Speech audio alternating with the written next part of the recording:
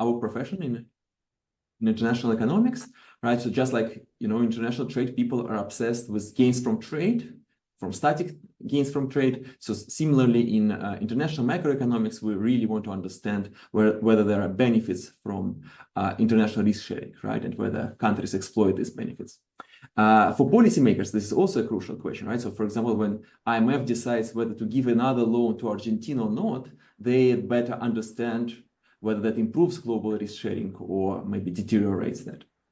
And at the same time, it's a question which is surprisingly hard to answer, right? It sounds like it's such a basic question. We should already have so many papers and results about this, but it's quite challenging, right? And there are kind of two approaches to address the question. One is fully structured. Okay, so you take your favorite model, you put the ingredients that you think are really important. For goods markets, maybe you put sticky prices. In the asset markets, which is of course crucial to think about risk sharing, you put some particular frictions there, right? And there is a large menu to choose from. You can put, let's say, segmented financial markets. You can have sovereign debt models with limited commitment. You can entertain sudden stops with endogenous borrowing constraints. So you kind of pick all these ingredients, you specify the whole structure model, you calibrate it using some particular moments in the data, and then you do a standard counterfactual, right? You can shut down some frictions, shut down maybe all frictions, and compare how much welfare changes. So that would be the structural approach. The problem with that approach is that the results will be as good as the assumptions, right? So you can write, as I said, you can write maybe a model with endogenous borrowing constraint. I will write a model with sovereign debt, and we will get very different numbers. And so then how do we compare them, right? So it's not obvious. My favorite example is this large literature about home bias in equity, right? So in 2010s, there were many, many papers written about this empirical fact, several models which can rationalize that outcome.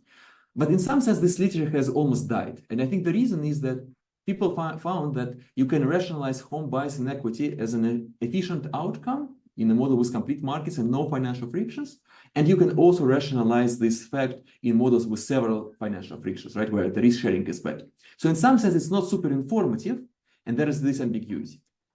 Okay, so that's why we don't want to take this approach, and instead, we want to do just pure measurement exercise. Okay, so you think about, as a benchmark, Chary-Kiha-Magretan, Cyclinov, right? The papers which, of course, they make some functional form assumptions, but other than functional form assumptions, they try to keep almost no structure in the model. They just try to measure things directly in the data, let the data speak.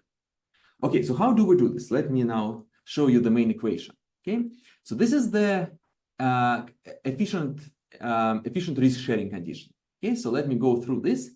On the left-hand side is the marginal utility of consumption in two countries. You can think of this as a marginal rate of substitution. And under standard CRRA preferences, for example, it would look like this, right? This is just the ratio of consumption to the power sigma. And on the right-hand side is a marginal rate of transformation. Okay, so this is a little bit more involved object, so let me try to explain. So what is MRT? Well, it is how many units of home consumption you need to sacrifice to increase foreign consumption by 1 unit. So in some sense, this is the price, shadow price, of foreign consumption in units of home consumption. Okay. Again, the simplest benchmark, if you write a model where you have only one good, then MRT is trivially equal to 1, right? You decrease consumption by 1 unit at home, and you can increase consumption abroad by 1 unit without violating the resource constraint. So MRT is just equal 1. I mean, the real world is very far from that, right? So this kind of models with one good, they went out of fashion several decades ago, and now we usually work with multiple goods models. And then, of course, MRT becomes more complicated object, right? You need really to compute this transformation. You decrease consumption in one country, you free some resources, and you use these resources to produce consumption in the other country. Okay, so that's kind of ubiquitous equation to all these models. Now, how do we implement this condition? How do we test this empirically? Well, the tradition, which goes back to Robert Coleman and most famously to Bucko Smith, is to replace MRT with observed prices. Okay, so measuring MRT is tricky. It's not easy, right? The left-hand side in this condition is trivial. You just use aggregate consumption. MRT, you need to think, right, how to measure. And so one way to do this is just to replace it with prices, relative prices of goods across countries, right? So P star and P are just consumer price indices into countries. You convert them into the same units using nominal exchange rate, you get the real exchange rate, right? This Q. Okay, and there is by now a large literature which tests this condition. So the simplest way to do this, you just take logs and you compute the correlation between the left-hand side and the right-hand side. And it turns out for most countries, this number is very far from 1, right? The correlation is not equal 1. So there are substantial deviations from this efficient risk sharing. And usually people find a mildly negative number. Okay, and the standard conclusion from this is that the risk sharing across countries is not very good, right? It's pretty poor. Now, I must say that this is a very appealing approach, right? Because again, the data requirements are super weak. Consumption, real exchange rate, or maybe nominal exchange rate with CPI indices. This is the data that you can download very easily from IMF, let's say, right? And so you don't need to specify the rest of the model. This is a very simple condition to test empirically. The problem, however, is that there are good reasons to be skeptical about this assumption that real exchange rate represents marginal rate of transformation, right? And so at the macro level, we already know that there's exchange rate disconnect, right? So intuitively, MRT, as I said, it's something about technologies, right? So if you become more productive, then it becomes cheaper to produce consumption units in your country, and so MRT goes up for your economy, right? And we know that in the data, exchange rates are not very correlated with productivity shocks. They're not correlated with GDP, they're not very correlated with consumption, and they're not very correlated with aggregate productivity. And so in that sense, it's already surprising, right? It's kind of, we would not expect this real exchange rate to represent MRT. At the micro level, there's also abundant evidence that the prices, right? So this P star and P, they don't reflect the cost of production. Okay, so it's the sufficient condition for real exchange rate to represent MRT is that the first welfare theorem holds that the prices are equal to marginal costs, and therefore you can measure this MRT looking at prices, right? But again, in the data, we see that there are substantial deviations from the low one price. Firms actually charge different prices for exactly the same goods across markets, and these prices, these deviations from the low one price, they are pretty volatile.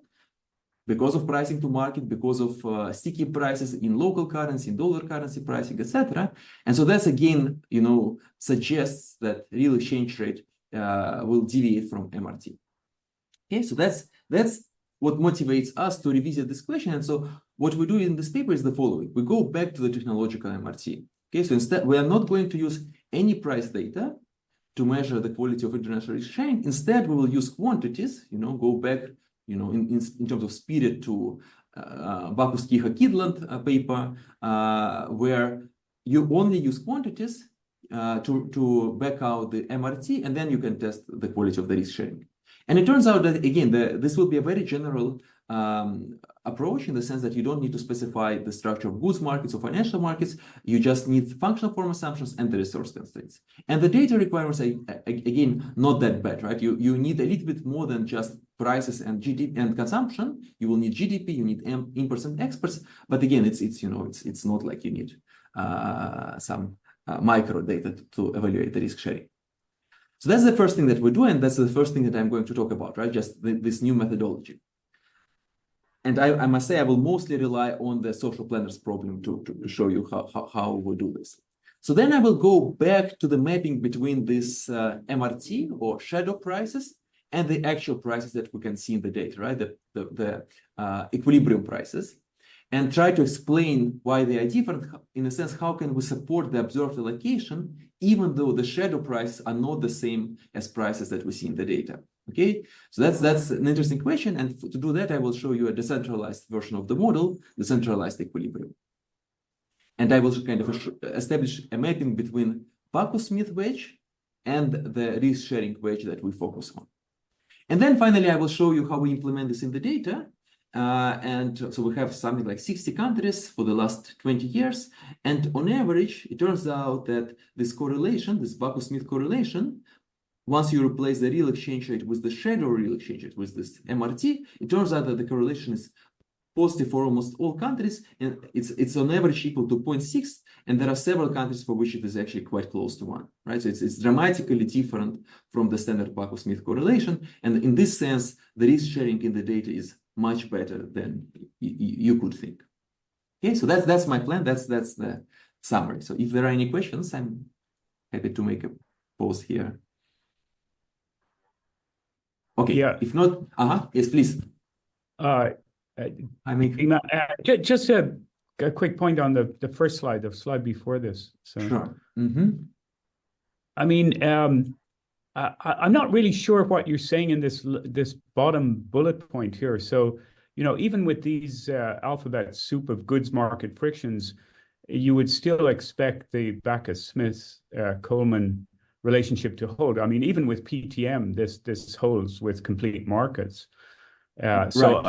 So I'm not really sure of your point here. You're saying that even though it holds, it's not efficient risk sharing. I mean, it's conditionally efficient given the prices that the agents are facing.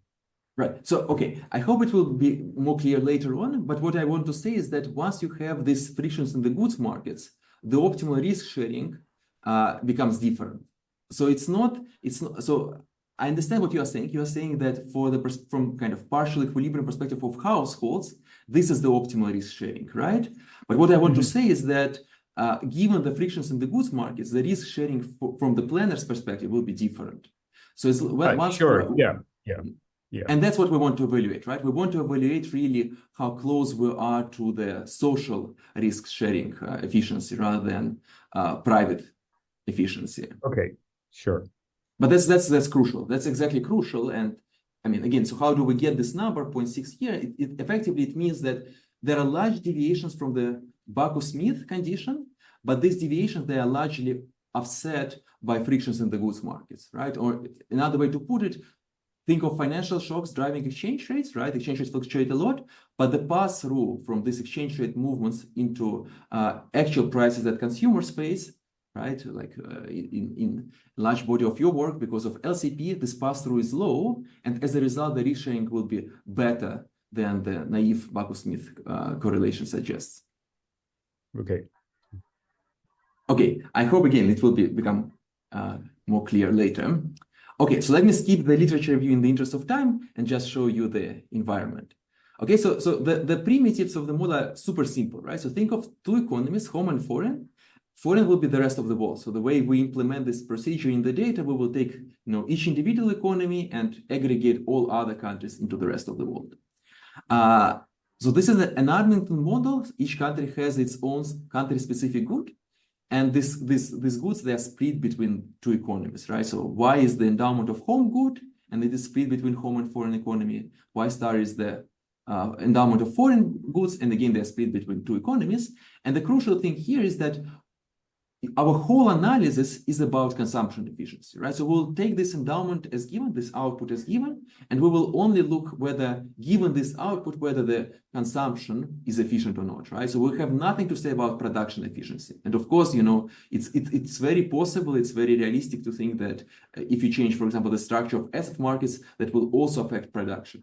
But again, that's not what we measure, right? We're not really doing serious counterfactuals, we're only doing measurement exercise. And so given the output that we see in the data, is it split efficiently between countries? That's the question that we're after. So on the household side, we assume that there are standard CRRA CS preferences. 1 over sigma is the intertemporal elasticity, theta is the intratemporal elasticity, gamma, I should say 1 minus gamma is the home bias, 1 minus gamma star is the home bias in the foreign economy, and the preferences are just standard CES bundles. Okay, so let's start with the efficient allocation first, right? So as a benchmark, what is the optimal way of allocating the resources in this economy? So as usual, right, we use the social planners problem to answer this question. So the global planner maximizes a weighted sum of utilities. Notice that there is omega here. This is the Pareto weight that the planner puts on home economy, home households. And then there are four resource constraints, right? There are kind of literally resource constraints for home and foreign goods. And then there are two constraints which summarize how we combine two goods and produce two consumption baskets. There is no real dynamics in this model, right? So what we can do, we can just solve this problem state by state. There is no connection between periods. You can't really, accumulate capital. You can't move goods across states of the world. So we can just solve this optimization problem state by state. I will even drop the time subscript. And the only important thing here to keep in mind that omega is constant, right? Omega is the same for each period, for each state of the world. That's the kind of the discipline. All other things, they are time varying, right? So endowments, for example, Y and Y star, they are different across states of the world. And just in terms of notation, we need two types of prices, right? So this will be Lagrange multipliers, and you can think of them also as shadow prices. So nu and nu star are the shadow prices of home and foreign goods, and mu and mu stars are the shadow prices of consumption bundles, right? This is mu is the price of home consumption bundle, and mu star is the price of foreign consumption bundle.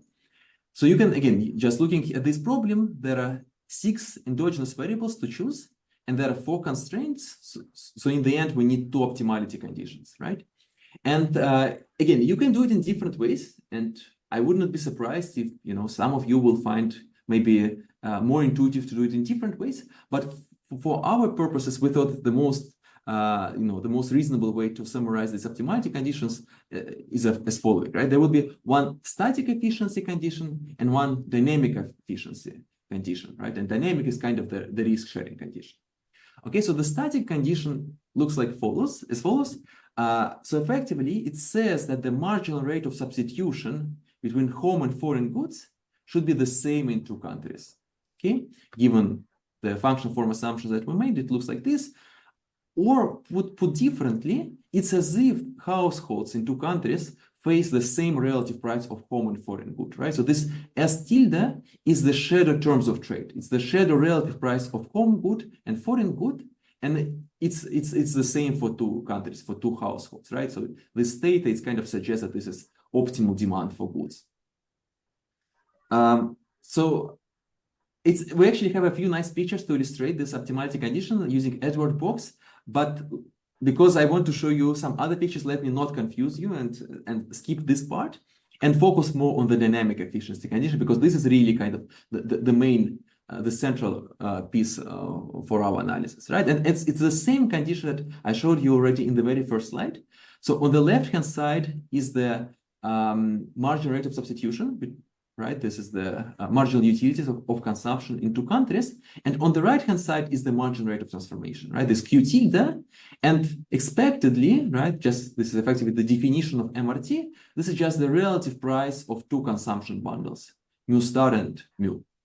In fact, you can show that, there is something like an ideal price index here, right? So you take the price of home good, you take the price of foreign good, and you weigh them using the share of home consumption and foreign good consumption in total consumption in each country, right? So it looks very much like an ideal price index, okay?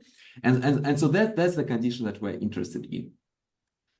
So let me show you the picture which illustrates this second dynamic efficiency condition, and then it will be easy to understand how we can have deviations from the efficient risk sharing, okay? Okay, so this is the picture which shows consumption possibility frontier. So we have foreign consumption on y-axis and home consumption on the other axis. So this blue solid line is consumption possibility frontier. Okay, so in other words, it's exactly the same thing as production possibility frontier. You fix consumption in foreign economy, C star, at some level, and you maximize consumption that you can deliver to home economy given the resource constraints. So effectively, what we're using here, we're using the static optimality condition, right? So this blue solid line, it shows all combinations of C and C star, which satisfy resource constraints and the static optimality condition. So then how do you choose the point on this frontier? Well, this is where you need to use the dynamic optimality condition, right? You push, as usual, the objective function northeast as much as you can, right? So you push this weighted sum of utilities to northeast, and point A shows the optimal allocation, right? And notice again, expectedly, right, the slope of the consumption possibility frontier and the indifference curve, they are the same at this point. And this slope, right, is exactly the margin rate of transformation, right? The slope of the consumption possibility frontier gives you the margin rate of transformation, and the slope of the indifference curve gives you the margin rate of substitution, and they have to be the same at the optimal point. Okay, so that's just an illustration. Now, this is the efficient allocation. Of course, the chances that in the data it will be, we will find that we're at point A, they are close to 0. So where else can we be? So clearly, we can't be above the consumption possibility frontier, right? This is this would violate the resource constraints. But we can be below the consumption possibility frontier, below this blue line. So how can we rationalize point, right? So imagine that, you have some point B here under blue line. So how can we rationalize this, this point? Well, we can introduce two wedges, right? The wedge delta in the static optimality condition and wedge lambda in the dynamic efficiency condition. And so given these two additional degrees of freedom, we can rationalize any point in this picture. Okay, so again, let me start with the illustration, and then I can show you analytical results. Okay, so imagine that you go to the data, you look at aggregate consumption, and you find that you are at point B. Does it mean that there is dynamic inefficiency or not? Well, it turns out that there's clearly static inefficiency, right? Because point B is below blue line. It means that there is static inefficiency. So delta is not equal 0, right? This static wedge is not equal 0. In fact, right, so given this delta not equal 0, you can trace the whole consumption possibility frontier, this red solid line. And it doesn't have to be even concave, right? It can be convex because you use resources inefficiently. But at the same time, you can see that the slope of this consumption possibility frontier and the slope of the indifference curve, they're still the same, right? So in this sense, MRS is still equal to MRT. Even though this is an efficient allocation, the risk sharing, the dynamic efficiency condition is still satisfied here. Okay, so then imagine that we move to point C. So now there is still static inefficiency, right? The delta is not equal 0. But on top of that, there is now also dynamic inefficiency, right? So the fact that in a given state of the world, we move to point C, it means that there is now a gap between MRS and MRT, right? So MRS corresponds again to the slope of the red curve, right? And the MRS corresponds to the slope of the indifference curve, this black dashed line. And you can see that these two slopes, they are different. And the gap between the two is the wedge lambda, right? Is the risk sharing wedge. So of course, if you just have one state of the world, one period, you can't do this analysis. But right, once you do it, for many different periods, given that omega has to stay the same, you can always back out changes in lambda. Okay, and so just to make sure, right, this lambda, this will be our definition of deviations from the efficient risk sharing. Okay, so how do you implement this analytically? Well, we use constraint planners problem, right? So you have the same objective function, the same resource constraints, but on top of that, there are now two additional constraints, right? So one comes just, this is exactly this static, distorted static optimality condition that I showed you before, right? So with this wedge 1 plus delta. And then there's also the additional constraint which restricts risk sharing, right? The planner has to deliver some utility to home consumers. Okay, you can actually, you can rewrite this thing. You have Lagrange multiplier lambda. Once you write the whole Lagrangian, you can combine the last constraint with the objective function. And so, this lambda, it will just show up as a time-varying state-dependent Pareto weight in the objective function. So what is important here is that given that there are 6 constraints in this problem, and there are six variables which summarize allocation, so there is really no degrees of freedom, right? So the planner, given these constraints, there's unique allocation that the planner can implement. Instead, what we use this constraint planners problem for is to solve for prices and wedges, right? So here how it works, right? So the planner takes endowment and takes these two wedges to solve for the allocation and prices. But in the data, we see allocations, right? We know endowments, we know consumption, and what we can do, we can kind of invert the system of first order conditions and resources constraint to back out the two wedges and the shadow prices. Again, that's what we do in the quantitative analysis. So it turns out that, to get analytical results, closed form results, you can't really do this. For CES case, you can make some progress. In Cobb-Douglas case, maybe I can just very quickly show you some results. Let me skip all this. And even for the Cobb-Douglas case, you need, to make countries symmetric. You need to make several other assumptions. And then what you can show is that this MRS equals MRT condition, it looks like this, okay? And I just want to show you one interesting thing here, right? So this is MRS, given unit elasticities, there is no sigma here, right? This is MRT. But what is interesting is that there is this wedge lambda, right? But this lambda, it will also distort the value of MRT, right? So that's why you can't just use the same, the same formula that you have under the efficient allocation. You really need to take into account that once you have these two wedges, they will distort your measure of MRT, right? Or intuitively, I showed you before this consumption possibility frontier. So once you deviate from the efficient allocation, you move to some other point, and the slope at that point will change as well. Another thing that you can do, and this is the second order approximation, you can show the welfare cost of these two wedges. And what is nice about working with these two wedges, the static and dynamic one, is that you get some orthogonality here, right? You can decompose welfare losses into two components. One comes purely from dynamic inefficiency, and another one comes from static inefficiency, right? There are no interaction terms between the two, which means that no matter what is the value of delta, to the second order, you always want to minimize lambda, right? You always want to close the risk-sharing wedge.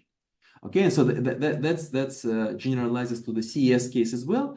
Even if you're already in the second best, you always want to close the dynamic inefficiency in this model.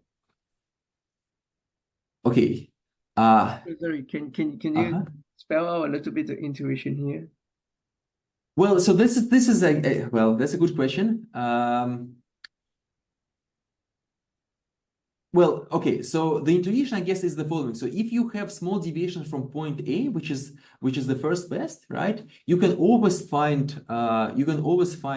direction, the way to move to point A in such a way that you will have this orthogonality between these two things, right? And in some sense, when you have delta, you move in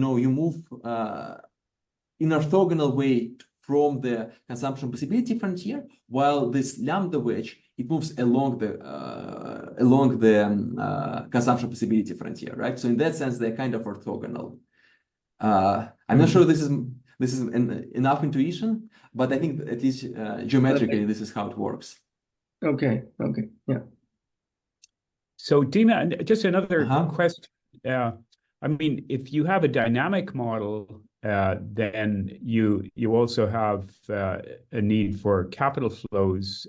So you may have one country consuming less at the beginning and more at the future.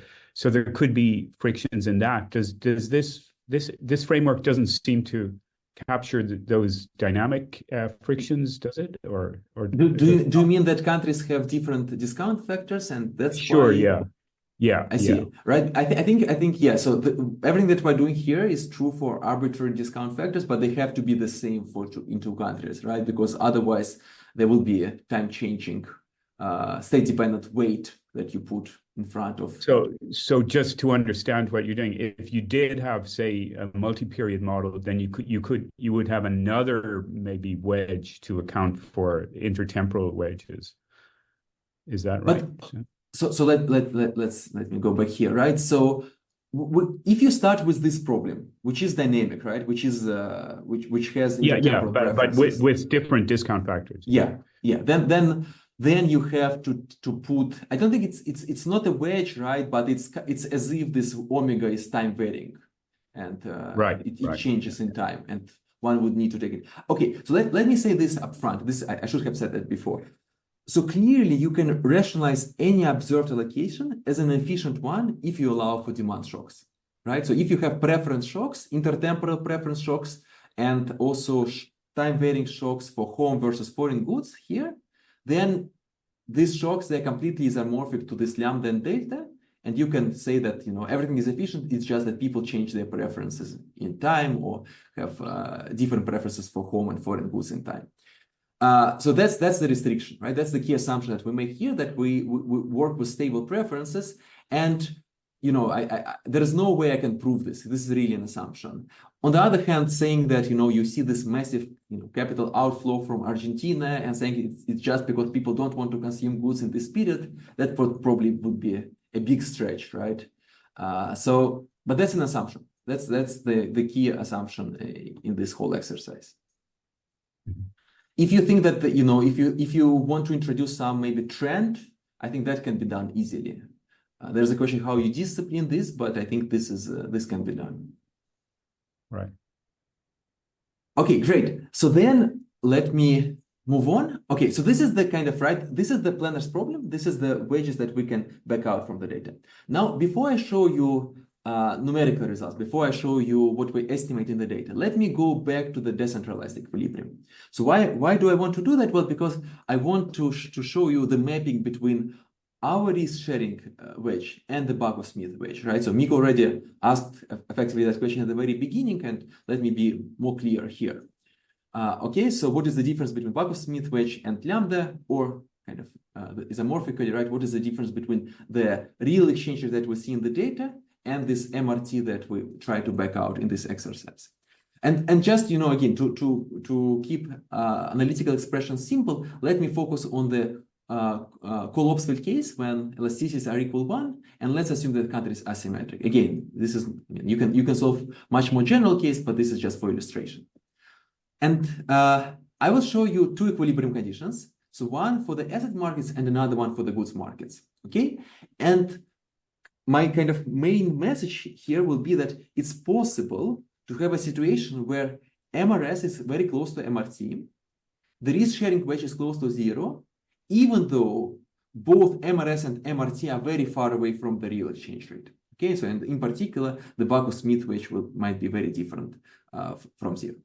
Okay, so let's start with the asset markets condition. So here is the risk sharing condition.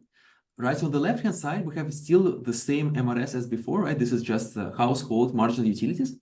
On the right-hand side, now we have Q, which is the real exchange rate, right? This is just the prices that consumers face. It has nothing, I mean, it doesn't have to be the same as MRT. And then there is this wedge, 1 plus psi, and this psi, you know, we have, you can get this wedge endogenously in models with incomplete markets, with segmented markets, with imperfect risk sharing. For now, I will just take it as a primitive, you know, to keep things simple.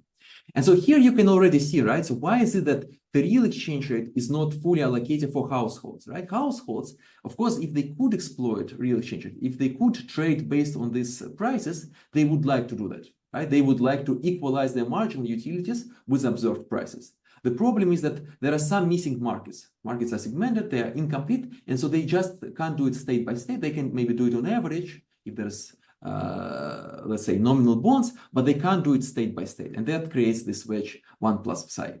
Okay. On the other hand, in the goods markets, there is another source of the wedge. So here we use, you know, we just came up with a general way. So, oops, sorry.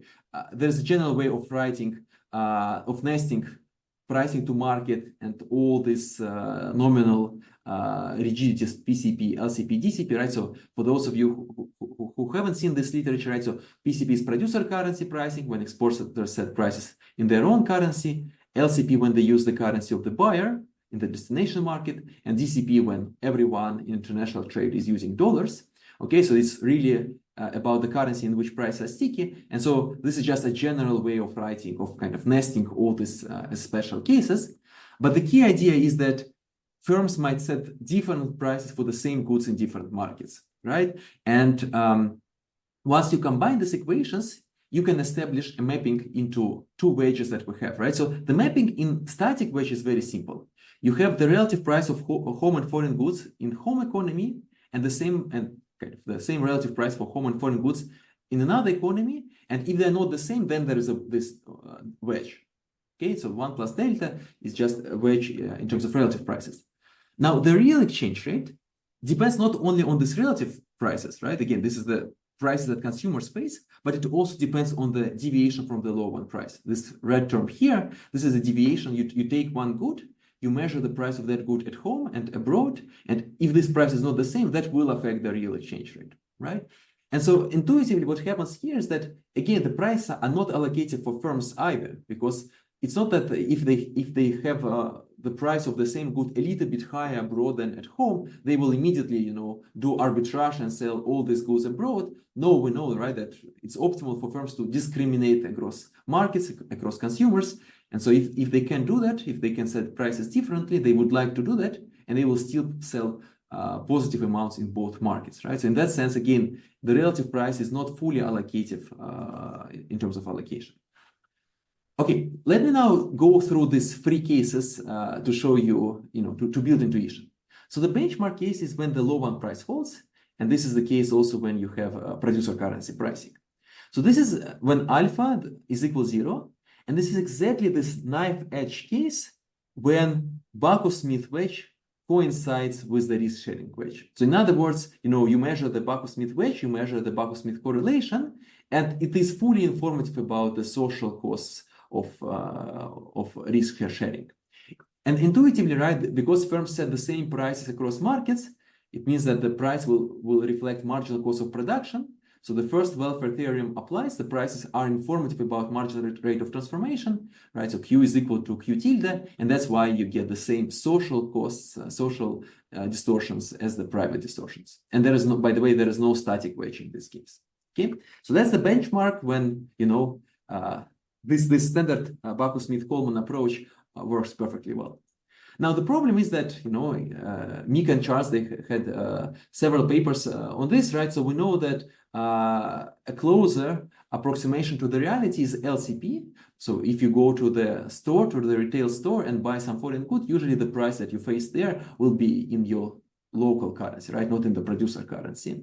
And so if you go to the extreme case of LCP or full pricing to market, the case when alpha goes to 1, then you get exactly the opposite result. So what is interesting here is that the risk sharing wedge doesn't depend on the Backus-Smith wedge at all. Okay, so you can have very volatile financial shocks, this psi, right? You can have a lot of distortions in financial markets, and that will not affect international risk sharing at all. In fact, it will not affect allocations at all because a static wedge is equal 0, right? So a good example would be Switzerland, right? Imagine that there's, Switzerland and the Eurozone, Swiss franc appreciates by 15%, but all import prices stay the same in Swiss franc, right? Because of LCP.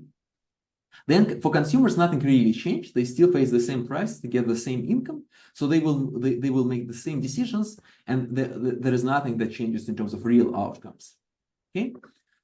This is not to say that under LCP you get perfect risk sharing, right? That the risk sharing wedge is equal 0. Instead, it will be productivity shocks, the macro fundamental shocks, Y and Y star, that will create deviations from the efficient risk sharing, right? Because again, you have productivity shock. Let's say in Switzerland, Swiss economy becomes more productive. You would like to decrease prices for Swiss goods, but currency of the buyer, so there will be no expenditure switching, and that creates a risk-sharing wedge. Okay, so it's exactly kind of the opposite case from the first one, where macro shocks, so the shocks in the goods markets, create the deviations from the efficient risk-sharing, and financial shocks do not affect risk-sharing at all. Okay, and then finally there's DCP case. DCP case is kind of a mixture of the previous two. So in this case, both financial shocks, financial wedges, and macro shocks will affect the international risk sharing. But then what is interesting about DCP is that you also get a static wedge. Notice that under LCP, and that was a bit surprising for us, but I guess maybe for people who, like me, who worked a lot on these models, it's not so surprising. So if you have LCP, the static wedge is equal 0, right? Because again, you have constant relative price of home and foreign goods in both economies. So this delta wedge is always equal 0.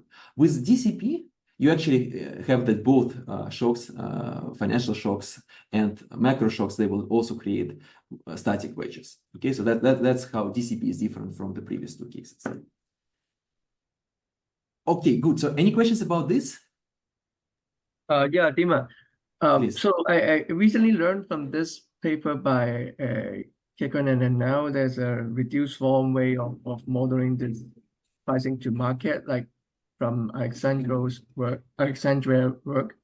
So I want to contrast the difference between your modeling and their modeling. Is that I guess they cannot model DCP in a reduced form way. Is that right? So yes, you're saying Kecker and Lennell, they had Yeah, they have a elasticity. They have an elasticity parameter, something like that, that can change and basically capture the difference between I think PCP and LCP, but not well, DCP, I think. no, I guess it's true that for the expenditure switching, what matters is the product of pass-through into prices and the elasticity of substitution, right? So we keep this elasticity just at one, at least on this slide, this is what we do. But it's true that the product of the two will appear in terms of goods markets. Right. So the place where it will be different, I guess, is exactly for the risk sharing, right? So when you look at the real exchange rate, what matters, so to the first order approximation, we know that theta will go away, right? If you just linearize this condition. So what matters here is the pass-through, but not the elasticity of substitution. Right. And so in that sense, I don't think it will be fully isomorphic. I see. Okay. So thank you.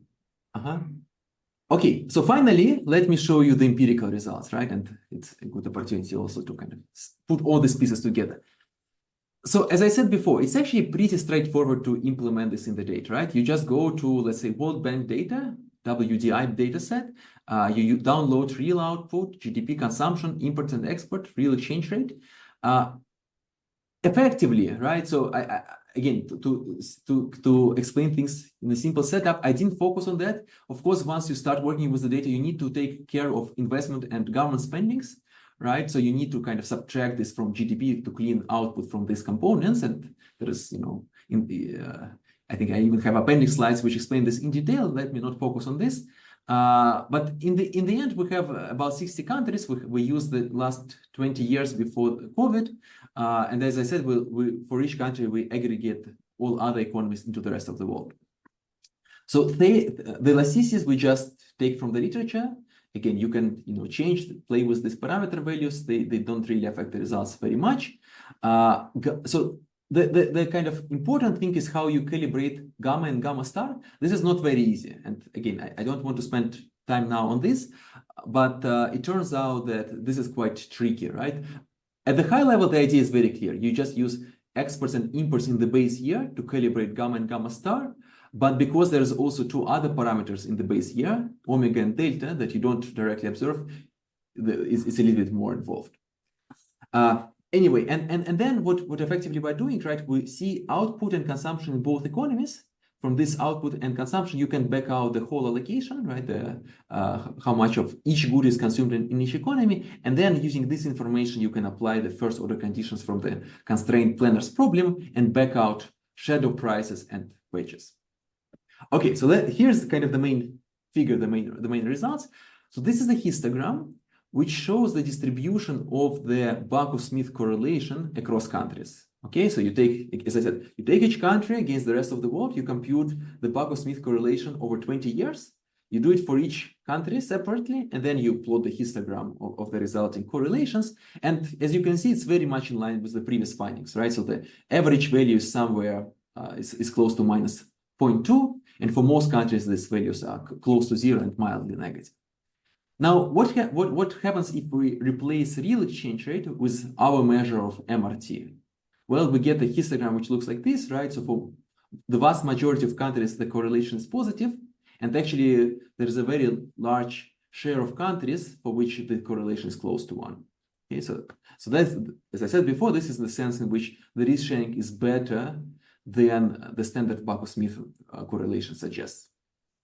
So you can... Dima, this is all correlation with the US, is that right? No. Again, you take a given country and you look at that country against the rest of the world.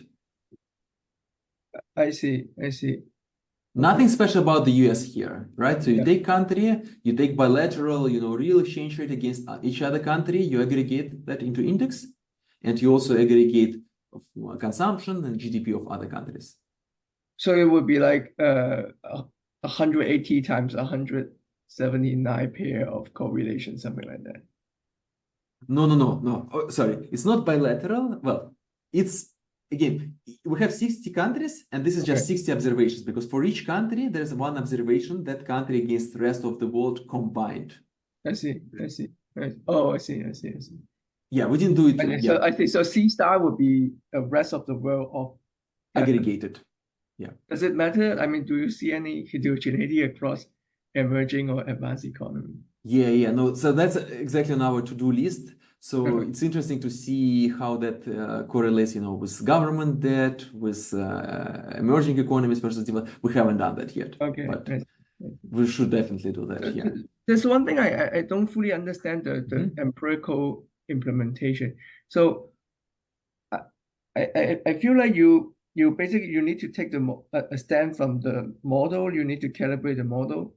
So in some sense, I think you are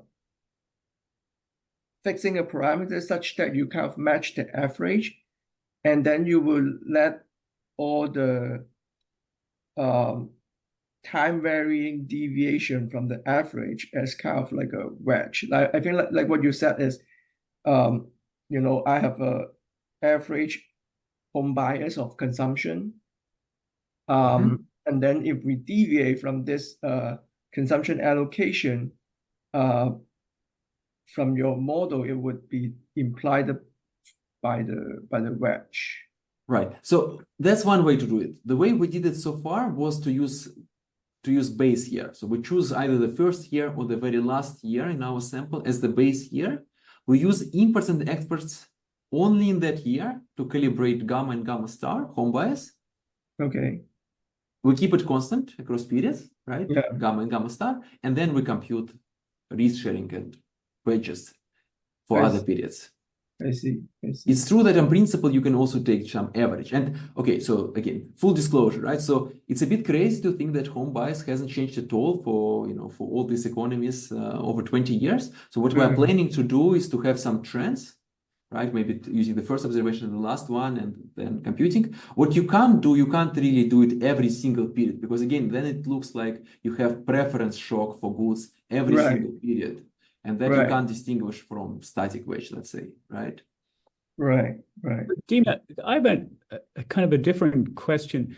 I mean, there's this kind of different literature, which I think is related, is that, the gains from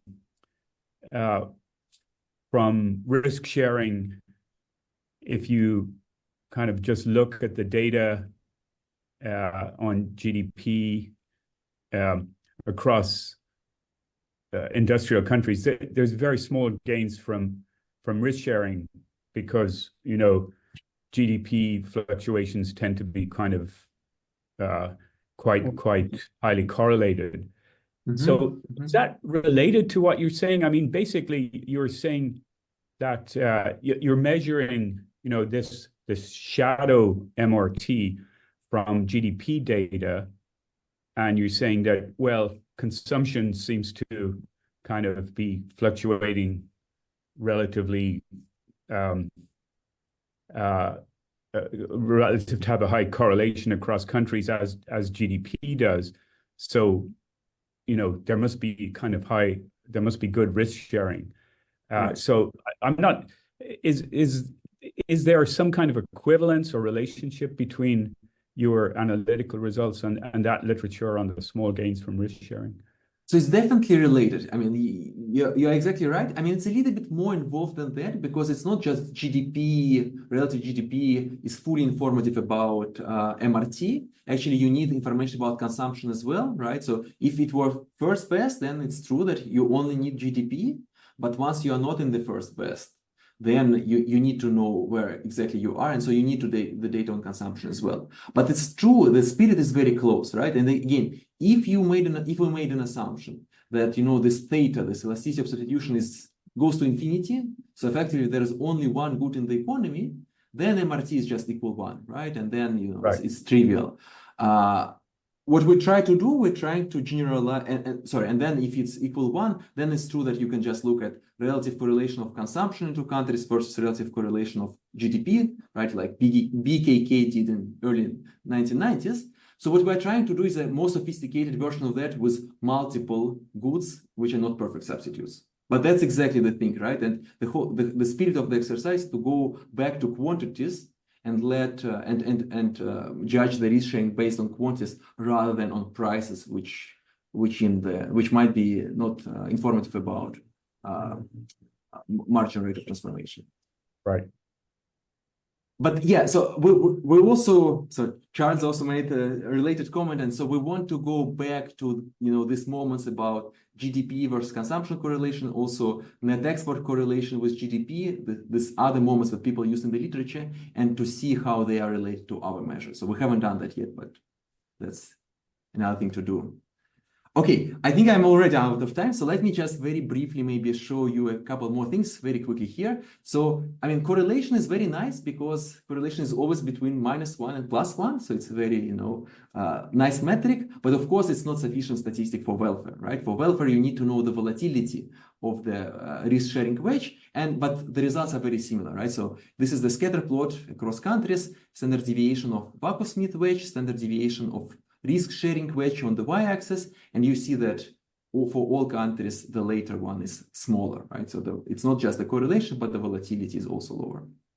And then finally, you can convert these numbers into welfare. Again, this is preliminary, but we're still working on this. So you can also compute welfare costs of suboptimal risk sharing in terms of permanent change in consumption at home, right? So you keep foreign utility unchanged, and you close the risk sharing wedge, and you see how much you can permanently increase consumption at home in welfare units, and this is how you get these numbers. And of course, there's huge heterogeneity, right? So in particular, countries which are more closed, like the US, they have smaller gains. Countries which are more open, trade more, they have high gains, and this is also correlated with the volatility of this wedge.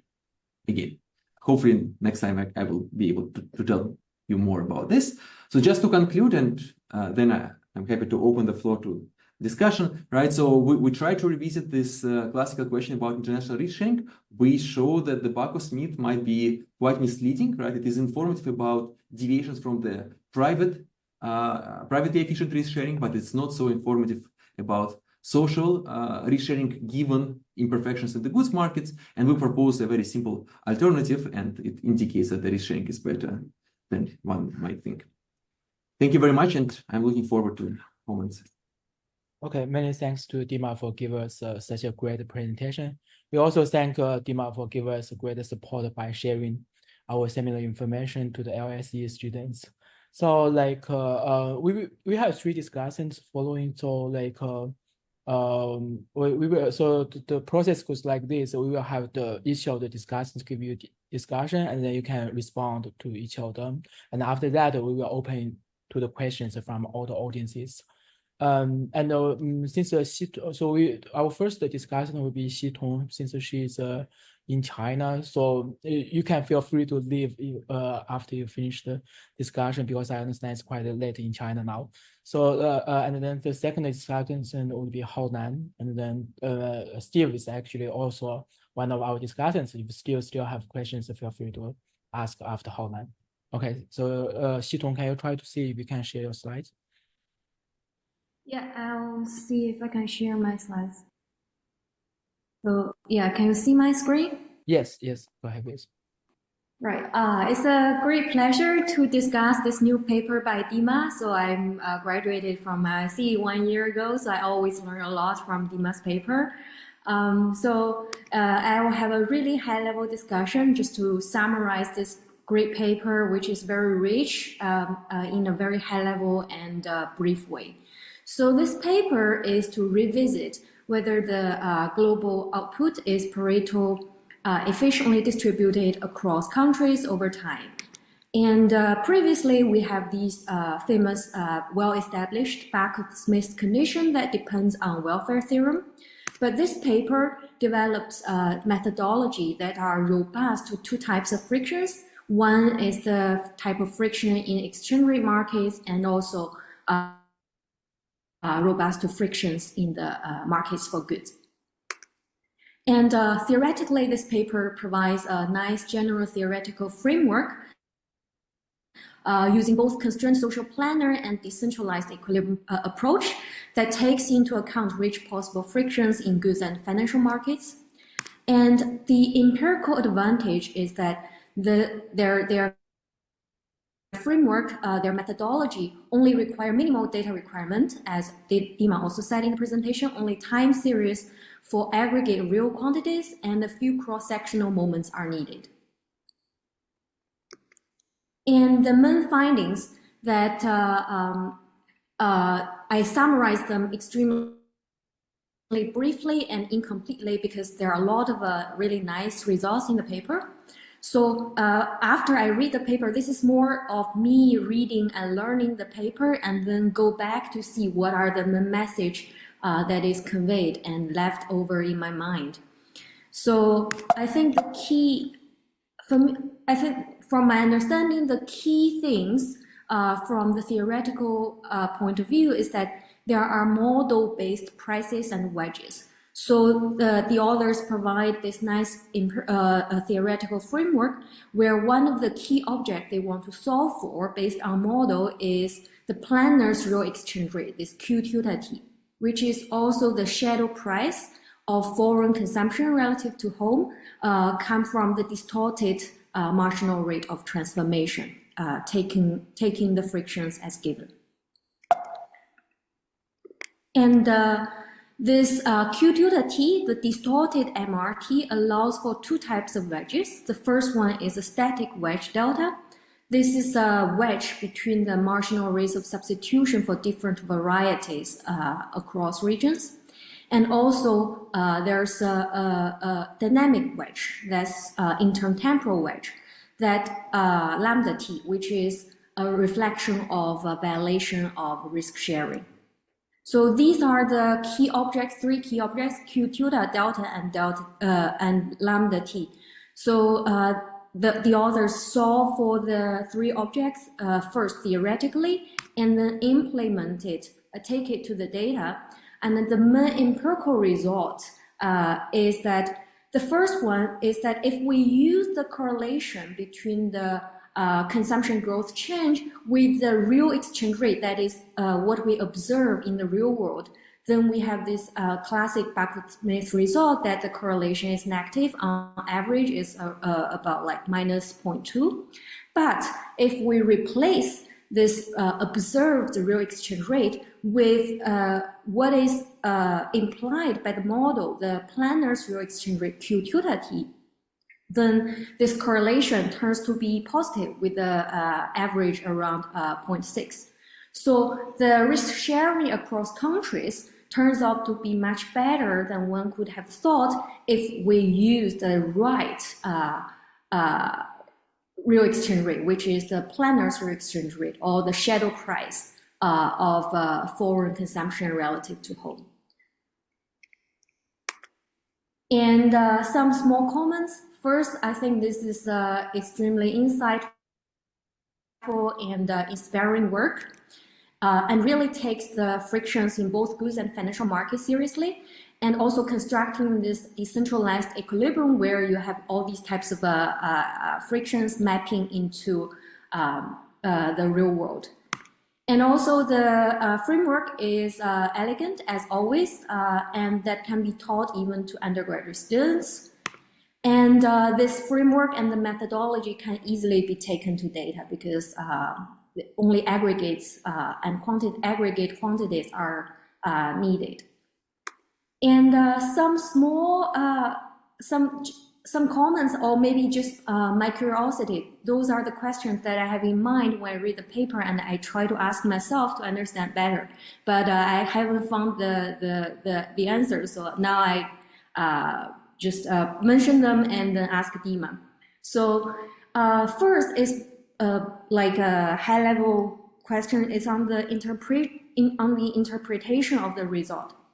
So if we take, so the result of the paper, so it's like if we take the frictions as given, then we use the right Q tilde, like the planner's real exchange rate, instead of the observed real exchange rate, and then we measure the correlation, then international risk sharing is much better than one would have thought. But I wonder, is this somewhat by construction and expected? Because before, when we used the observed real exchange rate, we didn't take the static friction nor dynamic friction into account. Now, when we solve the distorted social planners problem, we have two more constraints, right? The first one is taking the static friction as given. The second one is to take the dynamic friction as given. So we are actually solving for a constrained optimal social planners problem. And then this Q tilde would respond to the shadow price coming out of this constrained optimal social planners problem. So my question is more like, once we have taken these two types of frictions into consideration, we are saying that, okay, the real world is not too far away from the constrained optimal social planners problem.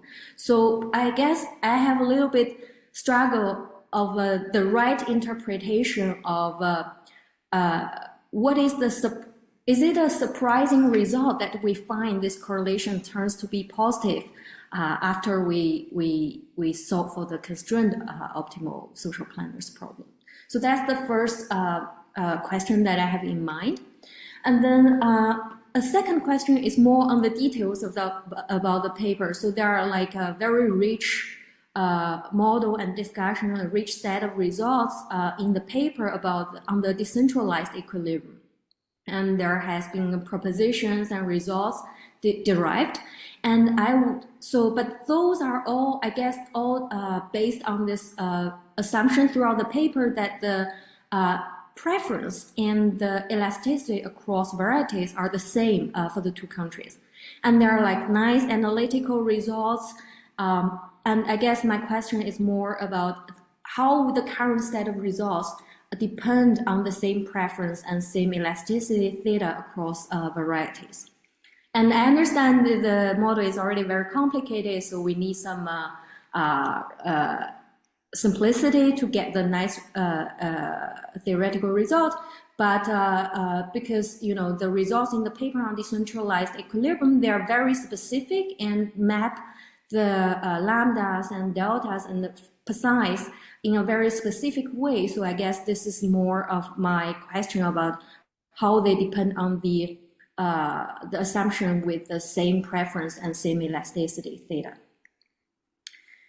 And then the third one is a more general curiosity. So there are like detailed discussions about different types of pricing to market and how they map into the static wedge and dynamic wedge in the decentralized equilibrium. So I guess as someone who is also very interested in international finance and asset market structures, I would be very curious about how would different types of financial market frictions map into lambda and phi's that are, violations about the international risk sharing. Maybe Dima already has several other papers answering this question, but I still have this question in mind. And last one, I think this is more of a follow-up question about the paper, because in the paper, the authors have already set up a nice monetary policy ground. So given the frictions and the level of international risk sharing that you find, what are the policy implications? I think this must be something that you are already working on. So I'm really looking forward to, more rich results. And that's all that I want to discuss. And thank you so much for sharing this great work. I really learned a lot from reading it. Okay, many thanks to Xitong's great discussion. So this time is actually quite challenging for all the discussants, because this paper is quite new and all the discussants only have the paper this week. So they actually read the paper in the last 4 days and then give such a great discussion. So we thanks so much to all the discussants. So now, Dima, do you want to give a response to Xitong's question? Okay, yeah, I should have said that also at the beginning. Thanks so much, and yeah, I should have apologized in advance about giving the draft very late. But 4 points. Thanks so much, Xitong. That's great. So in terms of whether the good international risk sharing is by construction, how much is it expected? I think if you don't know anything about real world, if you just work with models, then I don't think there's anything by construction here, right? You can have, worse or better risk sharing using other measure than the Bacchus mean. Once you know something about the real world, once you know that the real exchange rates are super volatile, much more volatile than output and consumption and disconnected, I think that's kind of gives you a hint, right? Then you should expect that they probably, if you use exchange rates to measure risk sharing, you will get worse results than if you use consumption and output, right? And that goes back to what we discussed with Nick, that in that sense, I think it is expected, but you need to know facts about real world. In terms of preferences, I think so for decentralized equilibrium, we just use this more as an illustration, right? It's true that we use very specific Kohl-Opsfeld case. You can generalize it, but it's more for illustration. In terms of our main analysis, there, I think we could also easily extend the setup to have different elasticities, but then there's a question how you'd calibrate them, right? How do you discipline them? I'm not sure we have enough information to have country-specific elasticities.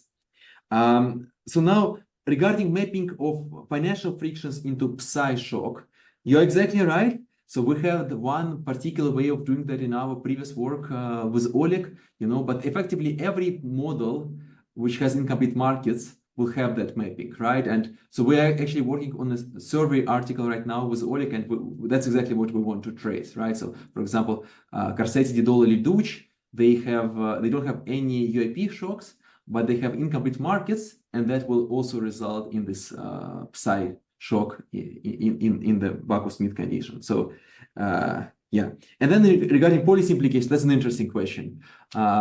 Here we just do measurement, right? So one thing that you can't really do using our exercise is to do, policy counterfactuals. You can't say that suppose I change exchange rate regime, switch to a peg, how that will affect the risk sharing across countries. You need really a more structured model to answer that question. But hopefully, again, you can see at least, for which countries the risk sharing is better, for which ones it's worse, and that's hopefully is useful for policy makers as well. Thank you very much. Okay, Haonan, do you want to share your screen? Sure. Can you hear me? Yes. Yes. Okay, great. Yeah, you can see my screen now, right? All right. So thanks a lot for inviting me to discuss this paper. I really learned a lot from it. So let me just very quickly summarize. Actually, just provide an overview on the contributions because I don't want to just simply repeat what Xitong has already said fantastically. So I see three main areas of contributions. So the first thing is about the framework itself, right? So it basically uses the paper uses a social planners problem, and it defines wedges related to what is called the inefficient distribution of outputs, the usual notion of what we think relating to international risk sharing. And these wedges are important objects that could potentially be measured. So this is the first the first contribution. And using this framework, I think the second contribution, and I think it's even more important, is actually to have a very systematic sense of how, in what scenario or under what condition do Bacchus-Smith wedges or Bacchus-Smith correlations give us a good understanding or a bad understanding of whether there is good or bad international risk sharing in the context. So in other words, basically the idea here is that Bacchus-Smith correlation as an indicator of international risk sharing is highly model dependent. You can write down a model with PCP or with law of one price that's basically suggests that there is a coincidence between the Bacchus-Smith wedges and the dynamic wedges or the risk sharing wedges as implied by the social planners problem. But you can also write down other type of model using various sorts of goods market frictions or pricing frictions like LCP or DCP to break this connection. And under those kind of conditions, it's kind of crazy to just use Barker-Smith to be able to infer how good or how bad is international risk sharing. So this is, I think, the second major contribution of this paper, which I think is super clarifying and super inspiring. And the third thing, of course, is to take the model or take the wedges to the data, to measure these data, and in particular, without using observed real exchange rate, which is the entire point of trying to disentangle Barker-Smith conditions from international risk sharing in a social optimal kind of sense. So this is what I see the main contributions of this paper. So my discussion is just going to be super short. I'm going to ask two questions on the relevance of some alternative setups. Actually, the first questions have already been touched upon in the during the presentation. So one of the key assumptions in the estimation is just that these preference rates or like home biases are sort of held constant, right? Using some base year trade shares, right? So you can think about alternative scenarios. What if you have an alternative setup in which these consumption functions are going to be a function of a time-varying home bias parameter, right? So, and we discussed this during the presentation, and the idea here is it looks like we cannot really separately identify the static wedges from these time-varying home biases.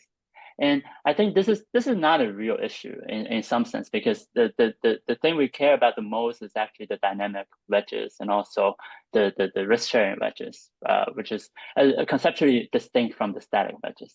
But to the extent that the estimation procedure actually pulls everything together, you solve things simultaneously. Adding some trends into these home biases may potentially change the results in some way. And this is something that we potentially want to take another look at. And also, I think the value of thinking about these, adding some trends into the home biases or having these home bias parameter following some time varying process is that one is that one of the related papers is definitely Dorian's AER paper. So in that paper, she's really using a super long sample to run these gravity equations to be able to say something about to be able to say something about international risk sharing. And the second thing is like, if you bump into a referee, they will probably say that you're only using 20 years of data, then these correlations are just based on super small samples. Although you have a really large cross-section, the time series component is relatively small. So if you want to expand your sample into a relatively longer sample, the issue will be that you might encounter this issue of structural changes or variable trade costs, this relaxation of trade barriers and so on, that is quite dynamic in some sense over a time span of say 40 years compared to 20 years. So in some sense, I would say the next step for me is potentially to see some sort of time varying home bias parameters being incorporated into the estimation, which I think will be super useful. And my second question is a little bit deviating from the framework that is being presented today, because I'm just thinking about communicating these kind of models to somebody who's used to writing down Epstein-Zane kind of preferences or kind of working under like a long run risk type of model, right? So the first bullet point here is it's just saying that it's pretty well known that you can basically incorporate financial frictions into, you can solve a model with financial frictions like incomplete market using some sort of pseudo social planner type of approach, so that these models eventually just basically turn into models with state dependent Pareto weights or time varying Pareto weights. So essentially what happens here is that the difference between the state dependent Pareto weights implied by this problem versus the original social planner problem is going to be somewhat related to the dynamic wedges that is being presented. But if you talk to like a long run risk type of person, they're going to tell you something along the line of, I can write down a complete market long run risk model featuring recursive utilities. And I can also solve this model I can also characterize the Pareto optimal allocation using time varying planner weights. So this is basically the 2005 paper by Evan Anderson, and that is also being used by Colacito and Croce and so on and so forth. So in some sense, there is some sort of observational equivalence here. Basically, you can derive time-varying dynamic wedges or time-varying Pareto weights from a model featuring epsilon preferences. Or you can also think about just assigning, imposing some sort of dynamic weights under a model with CRA or power utility. So which one seems to be the better approach? I'm not sure. I'm definitely not sure. But in terms of interpretation, at least in this setup, with recursive utilities, there's no financial shock. So in terms of labeling, these dynamic wedges or these Barkhouse-Smith correlation, deviation from Barkhouse-Smith correlation, potentially cannot be called financial shocks because they are pretty closely related to, for instance, return on a claim of future consumptions. So how is it actually in this setup related to social marginal returns, marginal rate of transformation is something that is potentially interesting, not necessarily in this paper, but potentially as a model comparing device that would be potentially interesting. But also from an empirical standpoint, under this particular framework, would it still be possible to estimate some sort of dynamic Pareto weighting and relate this to both the Barkhouse-Smith wedges observed in the data, but also relate this to the dynamic wedges that is basically being estimated from Dima's paper to see if there's a way to compare. Let's say there's a gap between the dynamic Pareto weights implied by these epsilon type of model versus the dynamic weights implied by Dima's model. What is potentially going to be some interpretation with respect to this? Can we sort of isolate what is the long-run risk component of these dynamic weighting versus what is the inefficient component of these dynamic weighting? These are interesting questions. I have no idea how to do this, but I just want to throw it out there and see what's the reaction of Dima and others. Thank you very much. I'm just going to stop here. Yeah, thanks a lot, Haonan. I think these are great points to which unfortunately I don't have very good answers. So the first one is fine. I think it's what you said is exactly right. We should try to incorporate at least some trends in changing country openness. I must say though that at the very early stage of this project, we calculated these trade shares for individual countries, and we were surprised how volatile they are, right? So if you just look at the share of imports to GDP, things like that, especially if you look at bilateral trade flows, and I mean, they can change by, you know, several times, right, from year to year. And so I think that's an interesting question, which is in general understudied in trade literature. Trade literature focuses on just static gravity, but if you actually estimate these things changing from year to year, they're super noisy, and it's very hard to imagine that trade costs or preferences change that much. And yeah, so it's I don't think we know much about this. Maybe it's just noise, maybe it's just some mismeasurement, but I agree, kind of long-run trends should be there, and we should incorporate them, especially if we extend the sample to longer periods.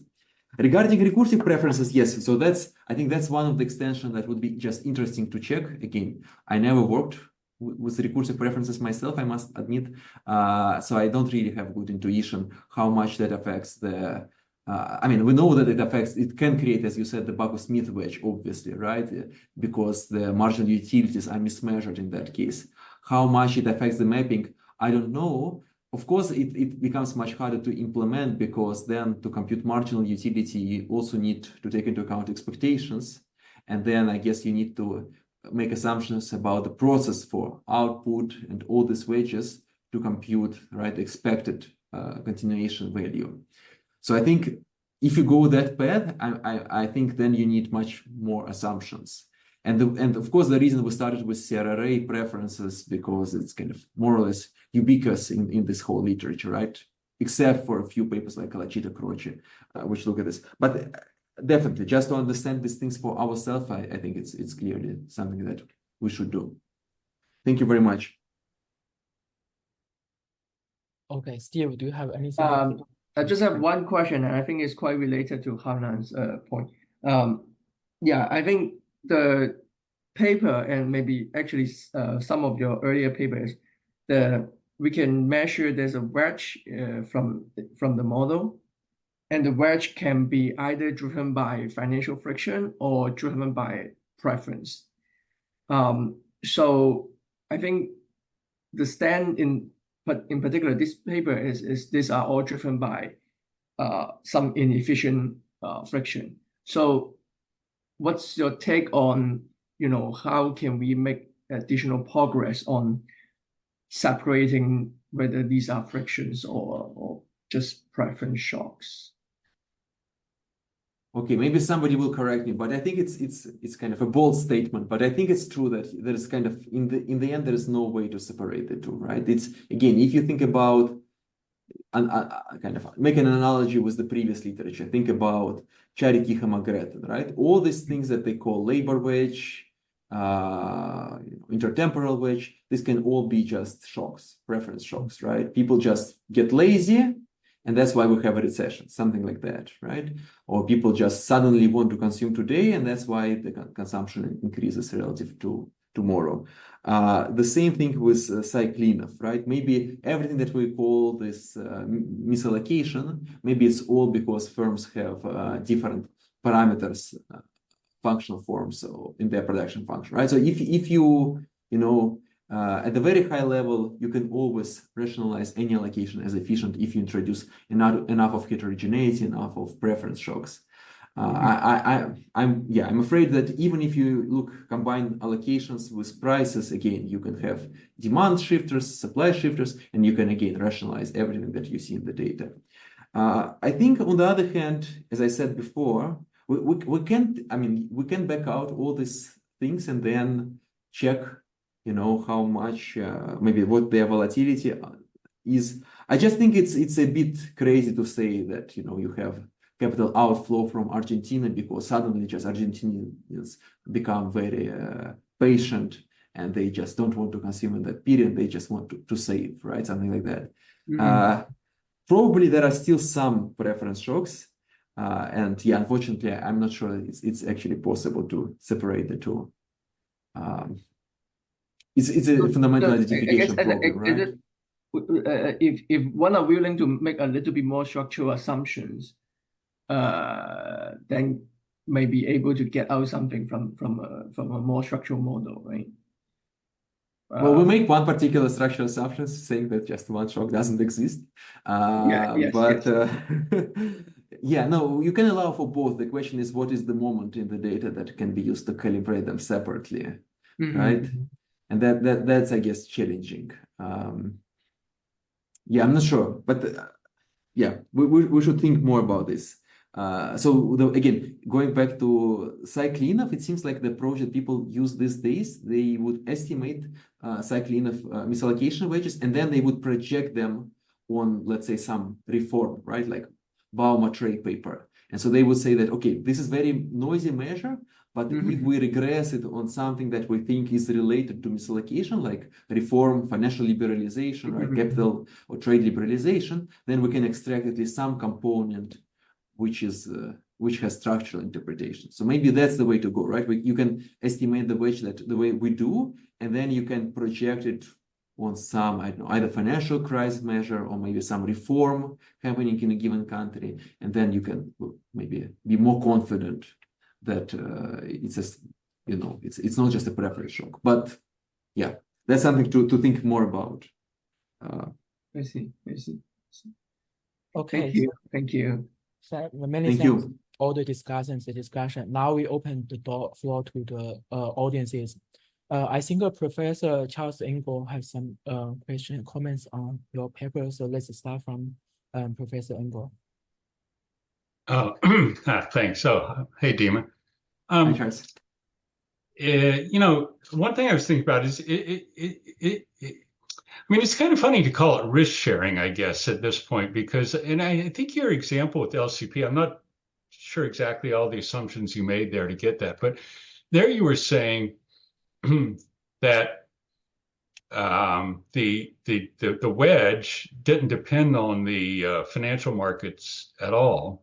And, I just think about my 2011 AER paper, where it seems like the thing that's messing up the risk sharing is the existence of the financial markets. There are these complete financial markets, and they're leading to that wedge. And I guess I guess that's the kind of the funny thing here is that I think the original motivation for this literature was to think about, well, how good are financial markets? Are they allowing us to share risk? But it seems like, the thing we're calling deviations from risk sharing is kind of unrelated to the financial markets. And I think if I could be wrong, but I think there are cases in like that model in my 2011 paper where you're kind of, by this measure, there's more risk sharing if there's no asset trade than if there are complete markets. Okay, so let's see. I thought this, your paper is exactly, what I said was exactly in line with your paper, no? So if you look at the case of LCP, financial shock, the psi shock, the Bago-Smith shock, which doesn't exist, right, in your model. So it will not affect the risk sharing. But the risk sharing, this 1 plus lambda, will be affected by fundamental shocks, which of course you have. And so I think that's exactly right, but that wouldn't depend. If there were balanced trade, for example, so this doesn't depend. This result you're writing down here doesn't depend on the. But this is Kohl-Opsfeld, right? Kohl-Opsfeld case. So sorry, it's what? Kohl-Opsfeld parameterization. So both elasticities are equal 1, right?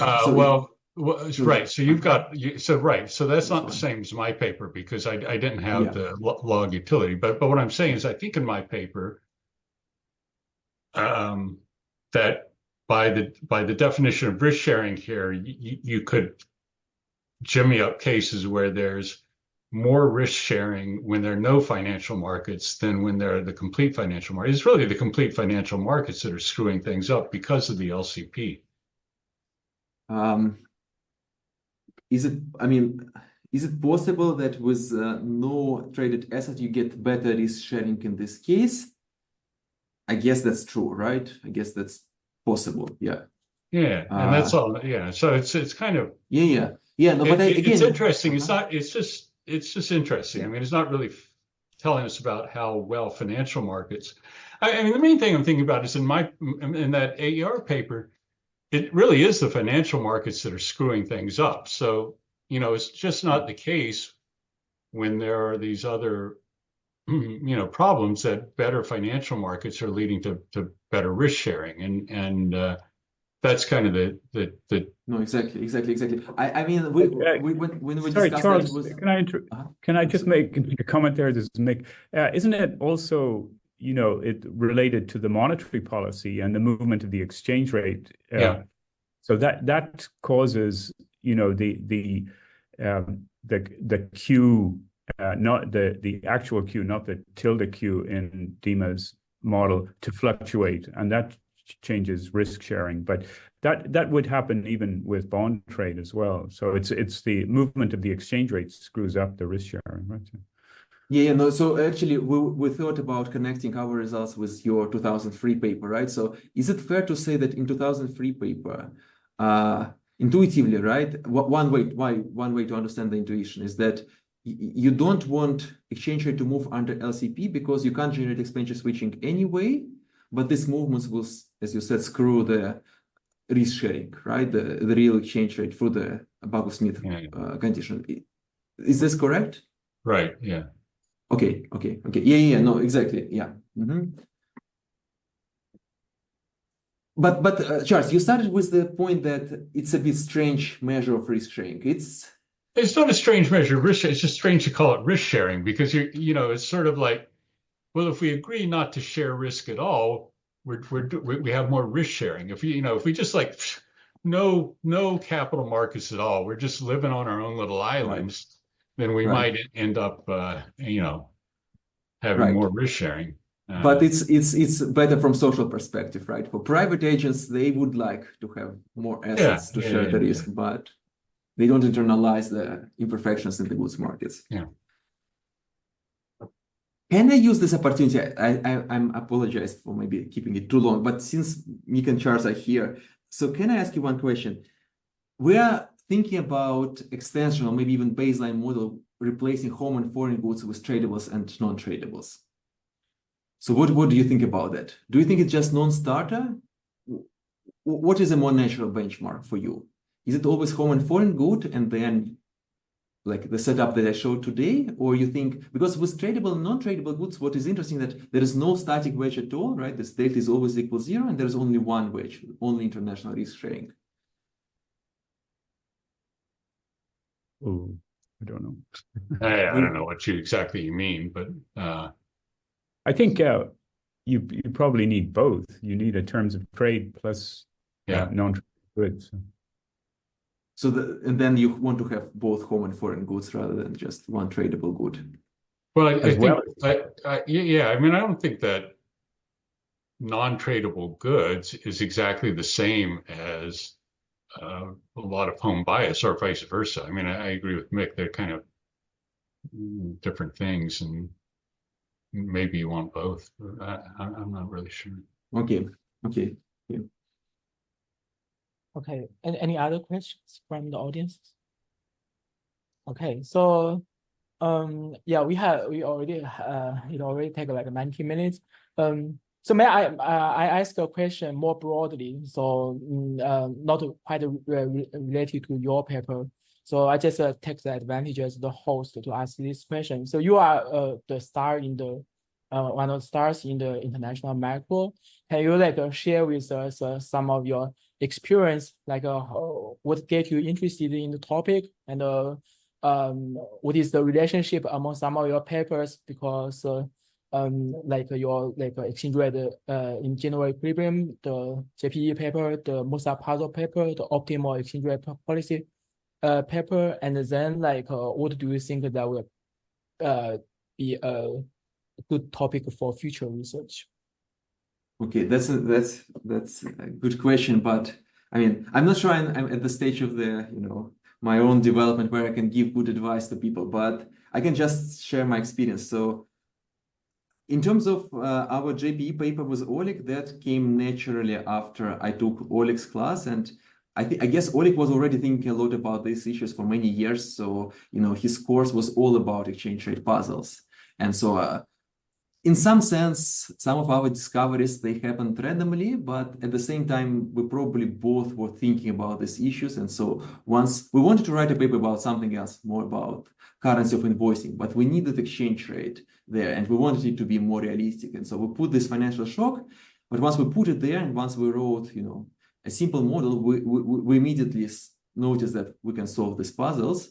And it's about, it's not a new model, right? People write these models all the time. All these models are very similar. It's more important what you look at. And, very often you would realize that some very, very old papers, they already have many similar results, but that was not the focus on those papers. And so it's really important to look at important things. Another thing, this is my experience with my job market paper about international price system. And it's particularly good to share it today, because that paper was inspired by Gita Gopinath's Jackson Hole speech, right? There's Jackson Hole meeting right now, today and tomorrow, I guess. And, just following the policy discussions, and especially this, intersection of policy discussions with some top people from academia, I think they can be very stimulative, right? Especially, some people just summarize their own research, and that's usually not that helpful. It's educating, but it's not helpful to find new topics. But when people just start working on new agendas, and they often would share several open questions in this literature, I think especially, for young researchers, for PhD students, for people in the early stage of their career, I think that can be super helpful. Okay, thank you very much for the response. So if there's no further questions, so let's just wrap up here. Many thanks to Professor Mukhin again for the great presentation. Also, many thanks to all our three discussants and Professor Engel and Professor Dmitry for the great questions. Let's just wrap up here. And our next IMIM talk will be by Zhenyang Jiang on his paper on the self-assets. So we are looking forward to seeing you again. So let's just stop here and have a nice weekend. Thank you very much, Ren. Thank you. Thanks, everyone. Bye-bye.